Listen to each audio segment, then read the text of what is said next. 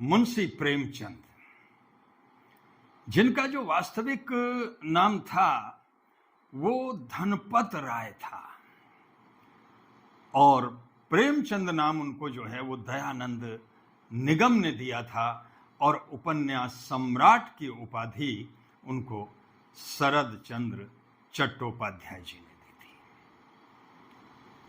प्रेमचंद जी के अवदान को न समाज विस्मृत कर सकता है, न हिंदी साहित्य के अध्येता और हिंदी साहित्य प्रेमी, क्योंकि महान साहित्यकार जब आता है तो पूरे समाज में एक नए परिवर्तन की अलख जगाता है। प्रेमचंद ने हिंदी कथा साहित्य को मनोरंजन के आकाश से उतारकर यथार्थ की धरती पर प्रतिष्ठित किया।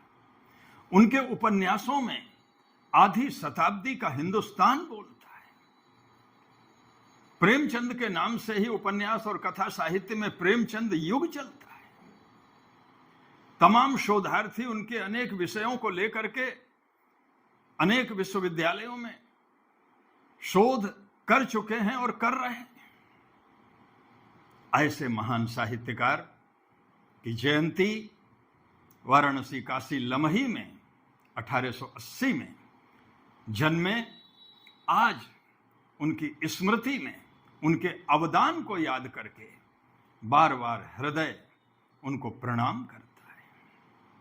उनका कोई भी उपन्यास हो, कायाकल्प हो, सेवा सदन हो, निर्मला हो, गोदान हो, गबन हो, और उनकी कहानियां जो मानसरोवर, सोजे वतन में संग्रहित हैं, नशा है, बड़े घर की बेटी है, पंच परमेश्वर है, नमक का दरोगा है, तमाम कहानियां, पूरा हिंदी साहित्य में जो उनका अवदान है, नाटक भी उन्होंने लिखे, उसको स्मरण करके और जो उसके अध्येता हैं उनको पता चलता है कि किस तरह से मानव चरित्र का चित्रित होता है, किस तरह से मनोवैज्ञानिक सत्य का उद्घाटन होता है।